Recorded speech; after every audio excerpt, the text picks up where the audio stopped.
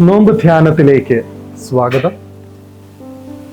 സങ്കീർത്തനം 107 ഒന്നാമത്തെ വാക്യം ഇപ്രകാരം പറയുന്നു: യഹോവയ്ക്ക് സ്തോത്രം ചെയ്യുവിൻ, അവൻ നല്ലവനല്ലോ, അവന്റെ ദയ എന്നേക്കുമുള്ളത്.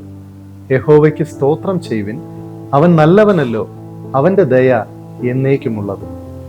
നോമ്പിന്റെ അനുഭവം ആഹാരങ്ങൾക്ക് അതീതമായി ഒരാത്മീയ തലത്തിലേക്ക് ഉയരുന്ന ഒരു വാക്യമാണ് നമുക്കിവിടെ കാണുവാൻ സാധിക്കുന്നത്.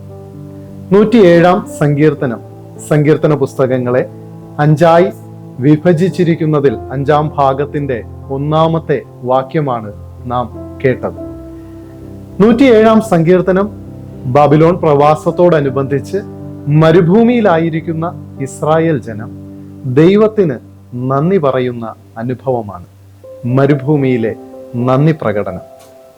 Lent is not only about suffering or avoiding food. It's all about thanksgiving in tough situations. മരുഭൂമിയുടെ അനുഭവത്തിലും വേദനയുടെ അനുഭവത്തിലും ജീവിത സാഹചര്യങ്ങൾ പ്രതികൂലമായി തീരുമ്പോഴും പ്രയാസങ്ങളിലേക്ക് നമ്മുടെ ജീവിതങ്ങൾ എത്തി നിൽക്കുമ്പോഴും ദൈവത്തിന് നന്ദി പറയുവാൻ കഴിയുന്ന ഒരു വലിയ ആത്മീയ അനുഭവം. കഷ്ടം സഹിക്കുന്ന ദൈവമായാണ് ക്രിസ്തുവിനെ നാം മനസ്സിലാക്കുന്നത്. കഷ്ടം സഹിക്കുന്ന ദൈവം. ആ ദൈവത്തെക്കുറിച്ച് പറയുന്നു, അവന്റെ ദയ എന്നേക്കുമുള്ളത്. അവന്റെ ദയ എന്നേക്കുമുള്ളത്. കഷ്ടതയുടെ നടുവിൽ നമ്മെ നിർത്തുന്ന കഷ്ടം സഹിച്ചവനായ ദൈവത്തിന്റെ ദയ എന്നേക്കും ഉള്ളത്.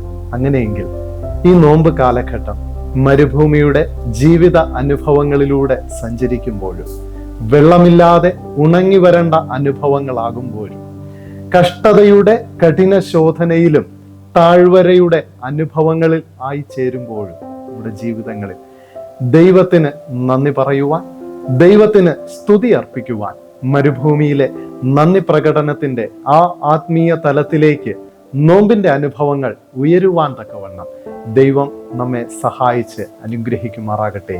ആമേൻ.